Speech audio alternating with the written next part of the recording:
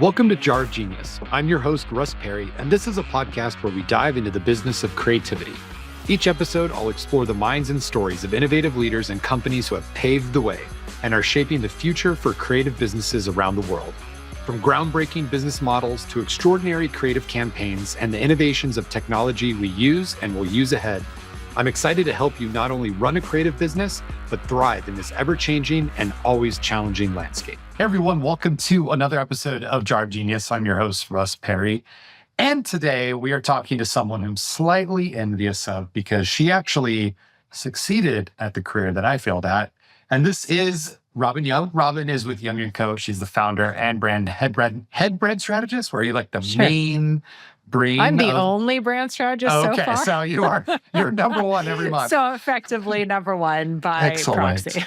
Well, Young & Co. is a brand strategy agency. I think we should probably explain that in a minute, but I'm really excited and thank you for having us or having yourself on today. I appreciate the time. Yeah, thank you for having me, Russ. I'm excited to chat with you more about that experience. So, podcasts can go a lot of directions. We can be like, hey, tell me your story. Hey, let's talk about this. But I want to just talk about this word brand, because I feel like the word brand is kind of like saying the word feelings. Like it's like everyone has their own definition. A lot of people think of it differently. Yeah. I want to know, what is Robyn's box of brand? Like, how do you define it? It's a great first question to start with, because I literally talk about brands like 20,000 times in a day. And if you say it's just a logo, I'm going to hang up on you. So I would fully expect that too. Yeah. No, I actually feel quite the opposite. It is not just a logo. In fact, that's a conversation I have with almost every client before they actually sign on with me, is like, we need to have a baseline understanding of, when I say brand, what do you say? Mm-hmm. So it is not a logo. A logo is at best branding. Right. And when we think about like visual identity, so even beyond your logo, colors, typefaces, even though we associate those things with brand, that's not actually what your brand is. So I look to Marty Neumeier, who's like the godfather of brand strategy, respect. He describes brand as a gut feeling. Yeah. And if I were to think of like a one word that could represent brand, it's reputation. Right. It's, what do people think of when they think of your business, right? Or your product, for that matter. So it's not a product.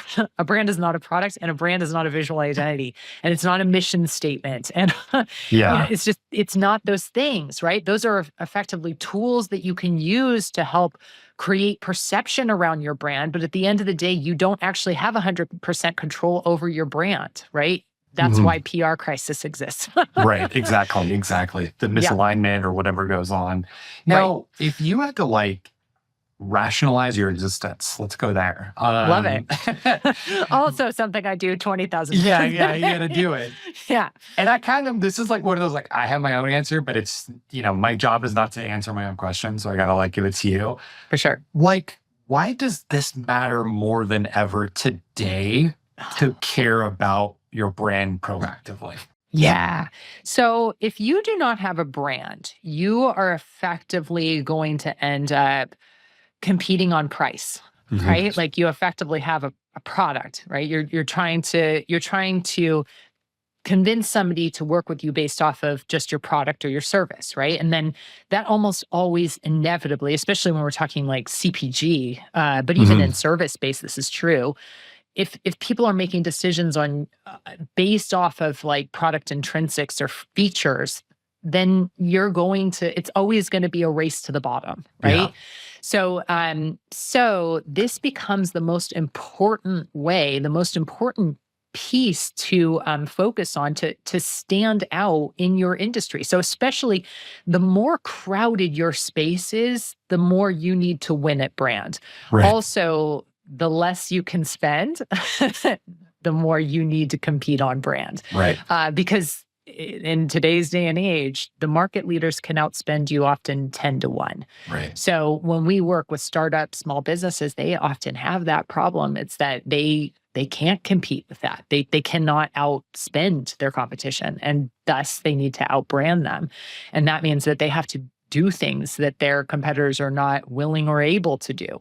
Well, right? I mean, depending on your industry, the big guys can, if you achieve any level of success, they will not buy you, not merge with you. They will just copy you and do whatever you're doing, because you basically are there proven some sort of market fit, proven some sort of solution. Yes. And now what are you going to stand on? If they can do it cheaper, faster, better, it's got to be the brand. So I'm sure you're familiar with Liquid Death, because who isn't, right? It's kind of amazing when you think about what they managed to do. They're you valued at $1 billion for something that you can get at most restaurants for free. Yeah.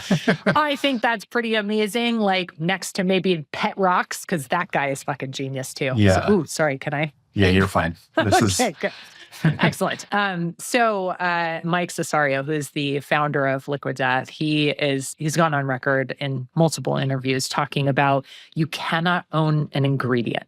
You cannot own an ingredient. That means that since the beginning, they understood that they could not talk about their product in a can. Like that wasn't, he couldn't talk about the fact that metal is infinitely recyclable. Like that's not how he tried to position his brand, because he couldn't own that, right? Any brand can just go put their water in a can and then that's it. Like his differentiator just went away, right?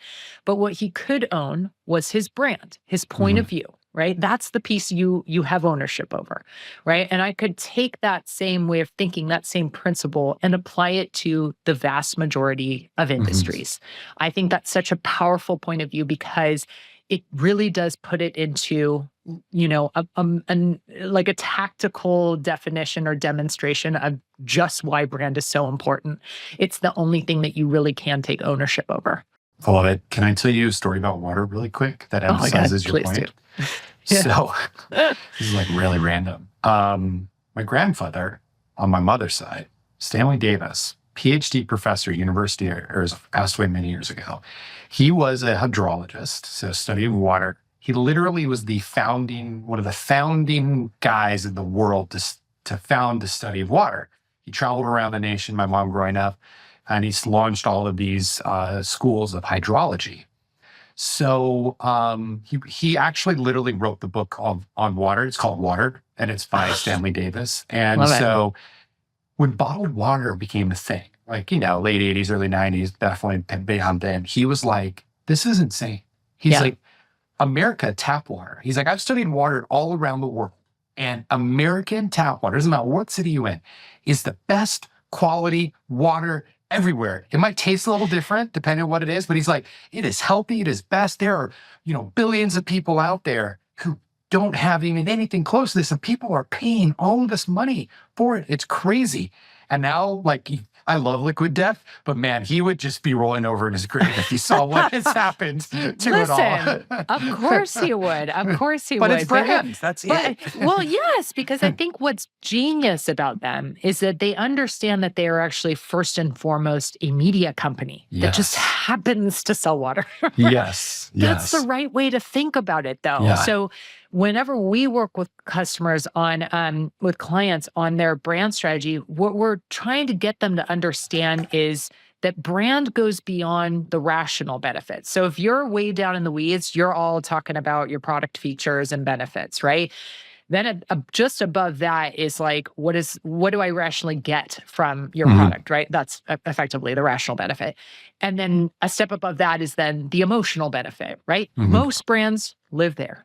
Right? Because that's what your performance marketing is based on, right? But to create a bigger brand point of view, to use that same strategy as Liquid Death, you have got to get a bigger point of view that sits at the very top, above even the emotional benefit, right? So when people think about your brand, what do they think of? So what I love about Liquid Death is that their point of view is about heavy metal. So it's like literally and figuratively about metal. Yes, I love it. It's genius when you think of it, right? But they saw that opportunity to not only speak to a demographic that wasn't already being served in this category, but to clearly differentiate themselves in a way that made sense creatively too and had a lot of spirit and opportunity in there. They just found a really boring category that they could shine in, and they made it all about entertaining. Yeah. And I know people are going to come for me in the comments on this one, but listen, here's my perspective. We really don't need more products. Like that's all there is to it. We live in a capitalist society, but we really don't need more products. We don't, right? But you're selling your soul, helping them sell more of it. What are you doing, Robyn? You're like this anti-capitalist helping people sell more. No, hear me out. Hear me out. It's not that. It's like people don't need more products, but they need inspiration and they need entertainment and they need purpose and they need the stuff, the magic, the zest that makes us all excited about life, right? And very few of us can make a living as artists. So I think entrepreneurs are just artists and their canvas, their product is part of their canvas. And I think if you start to look at your company in that way, I think you will have a far easier time resonating with people because there's such a lack of magic out there, right? Especially right now, where budgets are smaller. There's a lot of VUCA, right? The volatile uncertainty, right? There's a lot of that happening right now. And the natural inclination is just only stick to what works, right? Just don't take any risks. Anything that cannot be measured in, CPC. Demanded, whatever the performance is for it. Yes, exactly. It gets cut, right? Here's the thing. That's not what interests your audience. And it does not build equity. It does not build that long-term loyalty and love. And it's expensive. And it's expensive. And the thing is, it's never the long game. So another great interview that Sean Riley, who's the CEO of Dude Wipes, talk about another great brand. So he talked about chasing those short-term gains like it's a drug, right? And that's what it is. It's you're constantly chasing those performance metrics and you never play the longer game. Right? And brand building is the longer game. So I am not saying that you do not need a performance marketing strategy, but most will completely ignore the long game. You need both. The balance is where the chef's kiss is, right? That's where the magic is. And I want to get into that. This is sponsored by Rodex. I want to say one more thing about it. And I haven't studied, I'm a consumer of them and I love it. And I always talk about it. I haven't read about the real reason how it was formed, but from my point of view, great branding also is being inspired by other brands. We'll use that in quotes. Yes. Think about the Red Bull playbook. Yes. Totally. And then here we go. We have another company doing a media brand in water. Obviously, Red Bull's a little more polished, a little more, we're going to do our thing. More corporate. We're from Europe, whatever. Yep. But the reality is it was let's create content and ways of connecting with people that have no relation whatsoever to what we're doing. And by the way, people can affiliate that with what we sell. And there you go. So maybe it was intentional, maybe it wasn't. But that playbook has been repeated many, many times. Oh, yeah. Which leads me to my question. Why? Okay, I sit down with you, we meet, we hang. Obviously, we just met. Even if I take my experience hat off and I don't know much, but I run a business, I have a plan. I feel in 20, 30 minutes, I'm going to be I agree, Robyn. I agree. This makes sense to me. Yep. So why is it so hard for people to just do this all the time? Which is great for your business, probably. But yes, actually, yes. Why is it? Back full circle to why I have a job. It becomes harder, I think, because you, as the founder especially, you become so ingrained in the product and you're too close to it. And you think that people care about things that they just don't care about at all. Right? So I think having the outside perspective of somebody coming in to tell you hey, how are we going to relate to people in a more, cultural context? What is it that they are talking about? And more importantly, what does that have to do with your brand point of view? Right? So I think that as things change, it's not just about, I mean, the first step is, of course, identifying a clear and compelling brand identity, Right. right? So I like to call it, I'm writing a book right now called Build Your Brand Universe. And the idea is an entire ecosystem around this center of gravity, right? So your center of I'm a gravity huge being, sci-fi fan, so I love it already. so this speaks to you. Yeah. Yes. You can be a test case. I like that. So the center of gravity being what is that bigger idea that sits at the center of your brand, right? And that becomes sort of the thread, or like I said, the North Star. Like there's a lot of celestial references in this, because again, I think it's important to describe it as sort of directional, right? It's not a roadmap. This is what's a little bit hard about the terminology around strategy, is that when we think of strategy, almost always we think of like war. We think of like a roadmap, right? Yeah. But it's not. It's actually more like a North Star, or even like a compass, right? So it tells me what is in and out of bounds, right? It tells me sort of directionally where to go, but it doesn't lay an entire map out for you, because that's also just not really realistic. Can I add some content to your book really quick? Yeah. Gravity. Yes. Like you feel it, you get closer, you get away, it's not as strong. Yes. There's a lot of different, when the brand has a big, dense core, you can pull it in, and you got to make sure everything is around it. But if you have, email marketing way over by Pluto, and not necessarily here, it's going to be cold and dark, and no one's going to read it. Yes. And that's the other thing. It's so easy. I've seen this in small teams and big teams alike. It's so easy to get caught up in the idea of trends, or like just throwing a bunch of stuff out there, and none of it makes sense. People don't realize how much that wreaks havoc on your brand identity, right? Like it just starts falling apart, right? So I think this is the other reason that I like the idea of a universe, is because it's about world building too, right? So how do you create effectively like your own reality? And when people interact with your brand, whether it's digitally or in your retail environment or at an event or whatever, they get a real sense for the personality of the brand by the tone of voice and how you act and what they see. And you know what I'm saying? Like that's what creates long-lasting impression. Yeah. And that's what creates that kind of love and loyalty in people. And they can't really describe why, but it's like a brand, it feels like a friend to them. Right. And they're willing to defend it too, I have to ask, and I'm taking a long shot. I guess the answer is no, but are you at all fan of video games, or do you study them for any reason? No. Because you mentioned world building, and I want to give an example real quick. Fallout, super popular game that was moved into a TV show on Amazon Prime.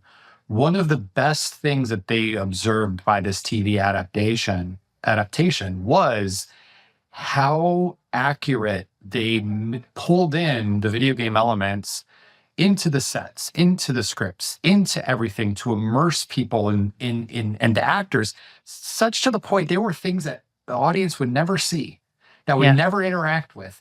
Paper you would hold up, that would never be on camera, but it was so detailed with actual fiction and ideas and stuff from the game. And they said, because we want to create this world that when you step into it, you're there. And if you're an actor, you're doing whatever. And I think like spoiler alert, I am a big gamer, but the reality is like that, to me, you kind of alluded to with this whole analogy, is like, you want to make sure no matter where someone comes in, they're immersed and they're there.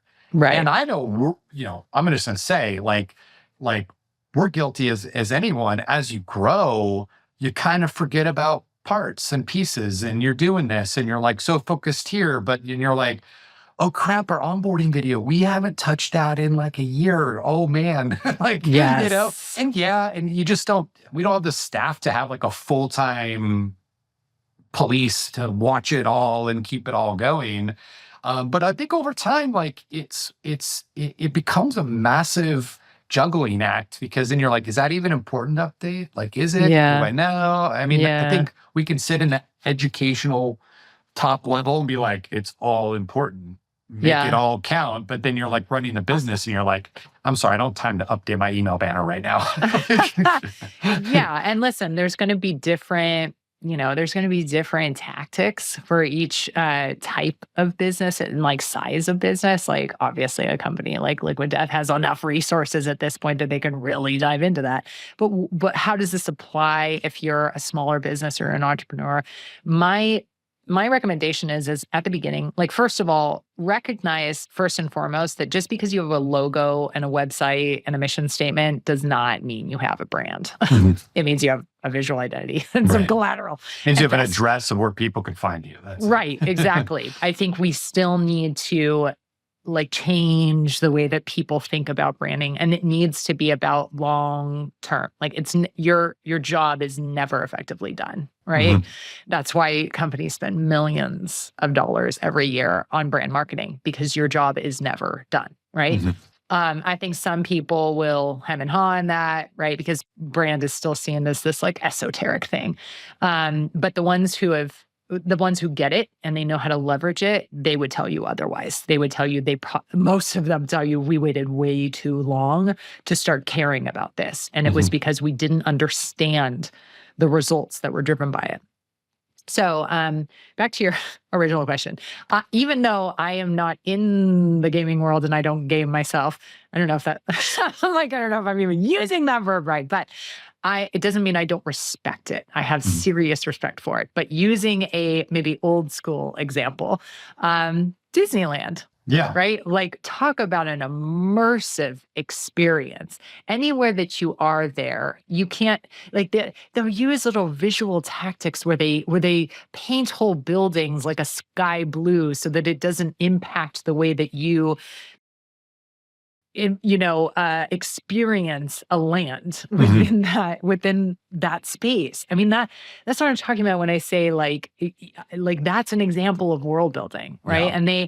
And what's great is the way that Disney has built an entire ecosystem around their storytelling, right? So it's not just about their movies and their, TV shows and whatnot. Like each one of their sort of properties, it both sort of feed into each other. Like the more that we watch the movies, the more excited we are to go to, their locations, their properties, and same vice versa. So I think that the other thing that I would recommend is starting to think of your brand in that capacity, not as a funnel, right? Everyone, we need to move away from funnel. Yeah. Funnel's a little old now. And now instead think of it as a flywheel. And each one of these sort of touch points is an opportunity to further the experience and further the reputation around your brand, right? Or, you furthering your brand reputation is what I should say. So when you're thinking about where you want to go, we were chatting a little bit about this in our pre-chat. My stalking / research of you, I came across a blog that you wrote that highlights this typical sort of exercise a lot of marketers do, and people, talking about demographics, ideal customer persona, ICP, these types of things. And you're like, we don't need to talk about that anymore. We need to use this term tribes. And actually, I think my old marketing brain remembers a Seth Godin book called Tribes, which I loved. I miss that guy. He's probably still writing every day. But the point is like, I read this and I was like, I love this. So can you explain this a little bit? Because I don't know, maybe you copied someone, I don't know, but I was the first time I read about it. So I'll give you all the credit. But I loved it. And it was super simple too. It was like, we can't start thinking about, age, this, that, blah, blah, blah, blah, blah. We have to think about these groupings. So I'll let you explain. I'm not the originator. Okay, great. Although, but today you are. Today you are. Love that. I cannot. I honestly, like, it's been so in my world that I couldn't even tell you who originally talked about.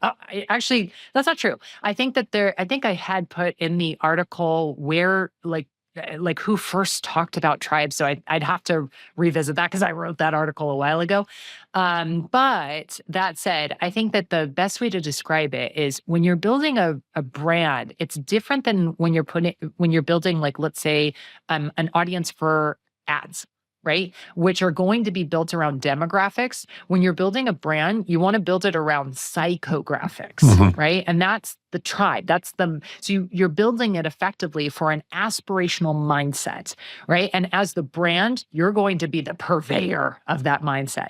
But it's also about understanding, what do the people who might be very different demographically, what do they share in common in terms of their point of view, right? And that's how we can appeal to a broader audience, right? So even though a lot of branding is talking about niching down, and I am all for that, you don't niche down by saying we're going to appeal to 18 to 25-year-olds who are, live in metropolitan areas, who are women and moms and all like that. That might be your ad strategy, but frankly, from a brand point of view, you want to appeal to people who might not be like commercially who is going to buy your product. And that seems really weird, but you're going to have people who know, like, trust, respect your brand who don't use your product, right? Like you're trying to appeal to a wider audience so that way you bring people into the folds who can do some of that marketing for you, right? They're doing some of that word of mouth for you. So that's the idea behind tribe. It's like finding your people, right? We want this sense of belonging because, spoiler alert, we're more disconnected than ever these days. So if you can appeal to, people that, and honestly, there's a ton of content out there right now, like flipping the model of, it used to be how you would go about building a business around a product, right? And now the newest, the strategy du jour now is you build the community first, right? You build a community and then they tell you what products they want, right? And I think there's a lot of argument for that. I think the way brand fits into that is, who is the community, right? Like, who are you trying to appeal to? So to think about that through the lens of, what do they believe and what do they value? And to have that be specific enough, and to have it also tell me something about how you're going to position yourself differently from what already exists out there. There's a lot of opportunity in that. Like, frankly, there have been whole brands that have been created based off of just that. Love it. All right.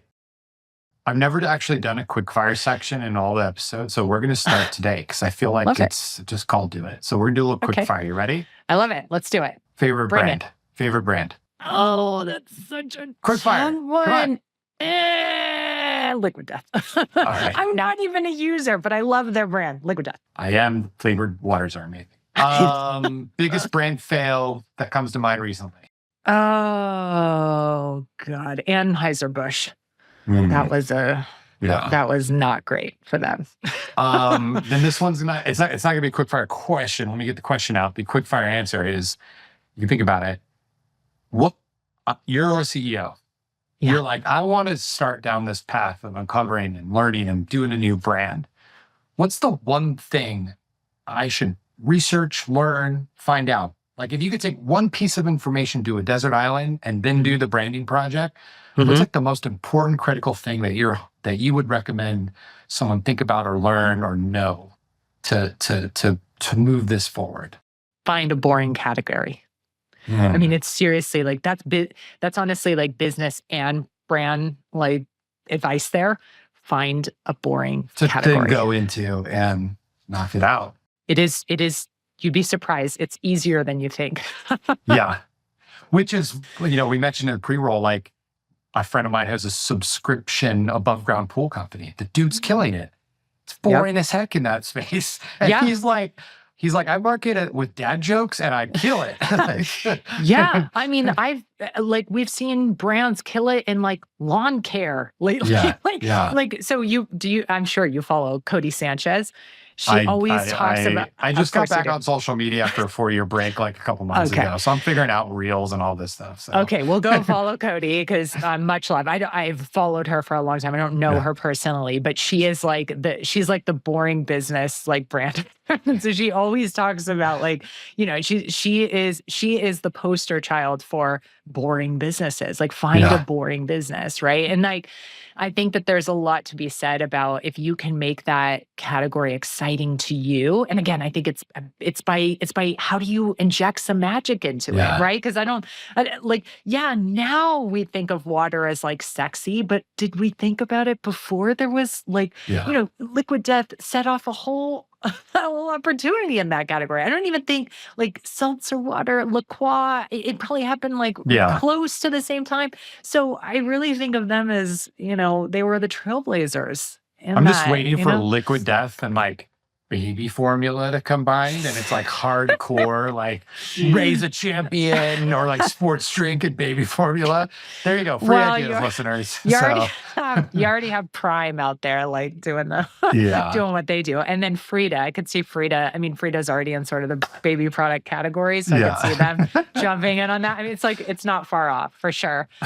Awesome. Well, Robyn, I feel like a kindred spirit. We could like just jam. So, but I want to, get you back onto your day.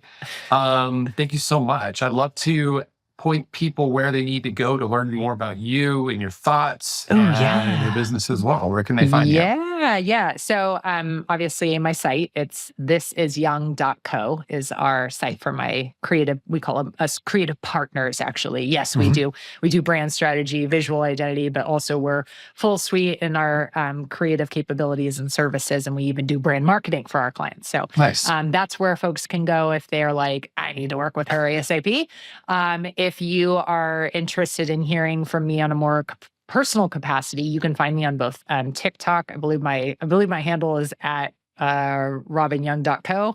And then also we have our Instagram, which if you go to our site, you can also find we'll just point it all in the show notes. And then I will also say this, I have a improv inspired newsletter called Yes And. That's so good. That is my baby. And I write on it monthly, and I really I take time to, figure out which brands I want to feature and like what the topics are going to be. And I find a lot of people, it's got a little bit of a cult following. So if that interests you, if you like, things that aren't super like deep dives and really like stucky and boring, and you want something that's maybe a little entertaining, but also informative, that's going to be a great resource to you. So awesome. I can send you the link for that. You can also find it on my site. Yeah. So Robyn doesn't know where to point people. So what we'll do is she'll give me the info, and we're going to put all the links on jarofgenius.com on the show notes. And we can get connected with her and learn more about that. So, Robyn, thanks so much. I appreciate it. And excited for your book. Once it comes out, let's get you back on. Do your media tour. We'll probably have quite a bit more traction here then once I've figured out where I'm going with this. But I love the time and the conversation. So good luck. Thank you. Thank you so much for having me. Awesome. Thanks. Thank you so much for listening to this episode of Jar of Genius, sponsored by Design Pickle. To learn more about the topics discussed, get access to any of the links mentioned, and submit ideas for future seasons, head over to jarofgenius.com. Now, if you enjoyed the show, you know the drill. A solid rating on your favorite podcast platform helps others find what we are creating and join the conversation. We'll see you next time, and never forget, creativity is your secret strategic weapon.